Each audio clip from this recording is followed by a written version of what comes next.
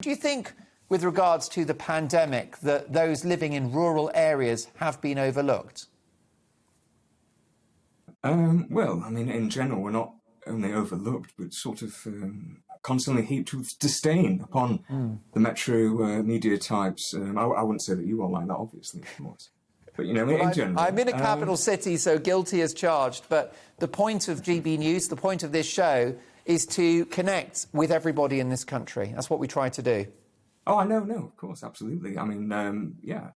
But when it comes to the BBC, I mean, for some time now, they have... I mean, there's been this sort of running sort of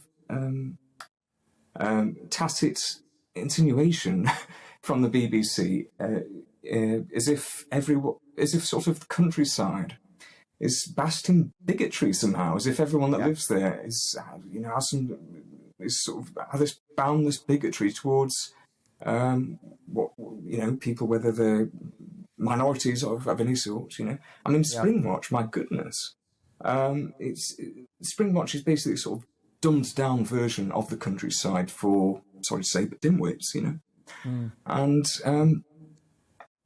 but to go on to the National Trust, I mean, yes, I think a few days ago they had a national meeting, which was basically the last chance saloon because there's two parties in the National Trust. One party is, what would we say, maybe Blairites, you know. Some people employ the term Blairite to give shape to that sort of amorphous force of bureaucratic officialdom, which saturates so much of left-wing politics, and now the National Trust, I think. So there's that. Pen pushing. And then the other party is what we would say, you know, the traditionalists, right? Right. And unfortunately, yesterday the Blairites won. They won the votes. So, yeah, I mean... Well, are they, James, are they Blairites or are they Corbynites? Are they hard left? Because it seems like the National Trust has been taken over by sort of woke liberals.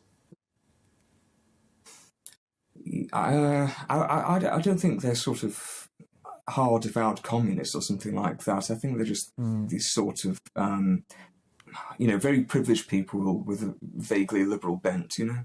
Yeah. And I mean, the rot really started to set in 2018 when the Director General, what's her name, Hilary McGrady, was appointed. I mean, she started her tenure, Mark, by asking, why would someone in the middle of Birmingham say that's interesting?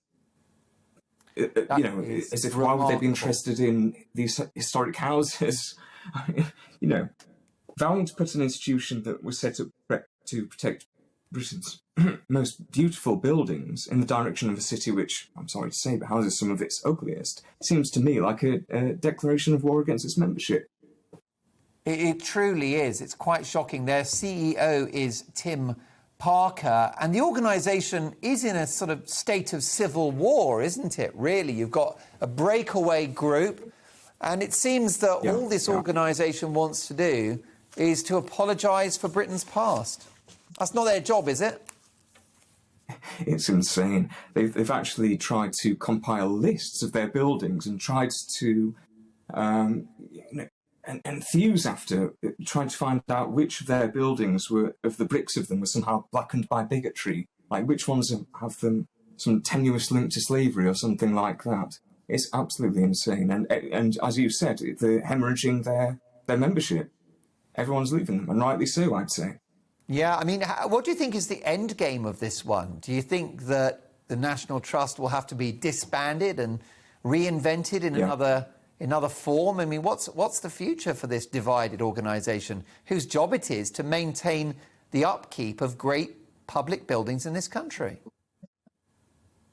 Yeah, I'm not usually the sort to be dour, but unfortunately, and I know that sometimes us British are perhaps cynical to a fault, but unfortunately, I just really can't see any way of saving the National Trust now.